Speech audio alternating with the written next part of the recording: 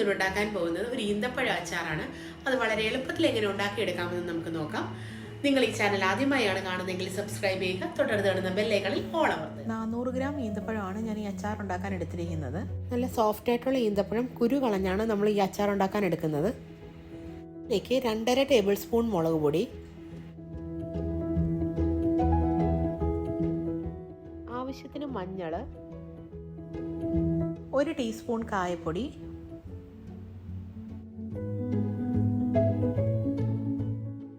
കാൽ ടീസ്പൂൺ ഉലുവാപ്പൊടി, ആവശ്യത്തിന് ഉപ്പ്. ഈ പൊടികളെല്ലാം കൂടെ നന്നായിട്ട് നമുക്കൊന്ന് മിക്സ് ചെയ്തെടുക്കാം. ഈന്തപ്പഴത്തിൻ്റെ അകത്തോട്ട് ഇതെല്ലാം നന്നായിട്ടൊന്ന് പിടിക്കണം. അതിന് നന്നായിട്ടൊന്ന് മിക്സ് ചെയ്തെടുക്കാം.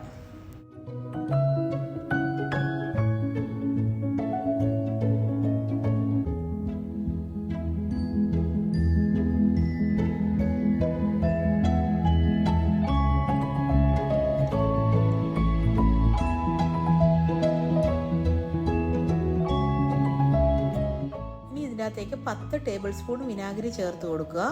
പുളി പോരെന്ന് തോന്നുവാണെങ്കിൽ നിങ്ങൾ 1-2 ടേബിൾ സ്പൂൺ കൂടെ ചേർത്ത് കൊടുത്താൽ മതിയാകും. നന്നായിട്ടൊന്ന് ഇളക്കിയെടുക്കുക.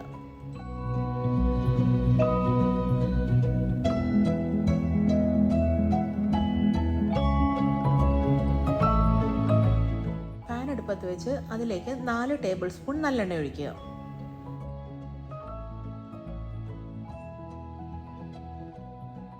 കുറച്ച് ഉലുവ നമുക്ക് ചേർത്ത് കൊടുക്കാം.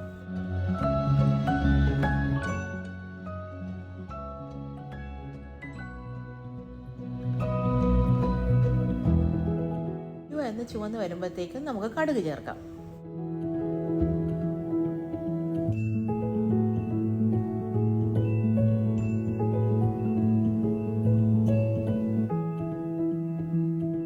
കടുക് ഒന്ന് പൊട്ടിത്തുടങ്ങുമ്പോഴത്തേക്കും നമുക്ക് ഈന്തപ്പഴം ചേർക്കാം.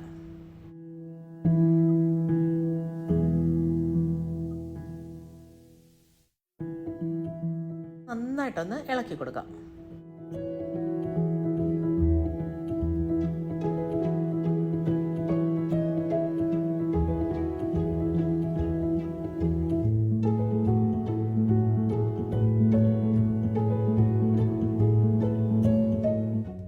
മിനിറ്റ് ഇത് വേവിച്ചെടുക്കാം.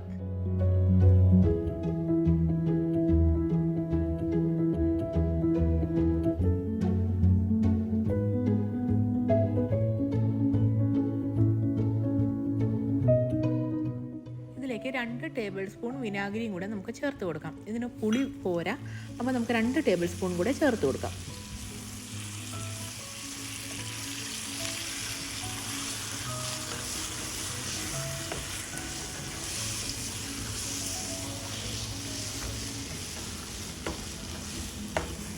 ഈന്തപ്പഴ അച്ചാർ ഇവിടെ റെഡി ആയിട്ടുണ്ട്. ഗ്യാസ് ഓഫ് ചെയ്ത് തണുത്തതിന് ശേഷം നമുക്ക് മറ്റ് ജാറുകളിലേക്ക് ഇത് മാറ്റി വെക്കാം.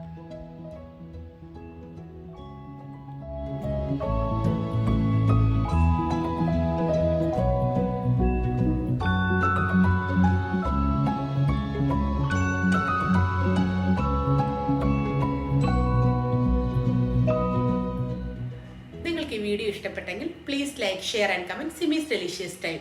Thank you.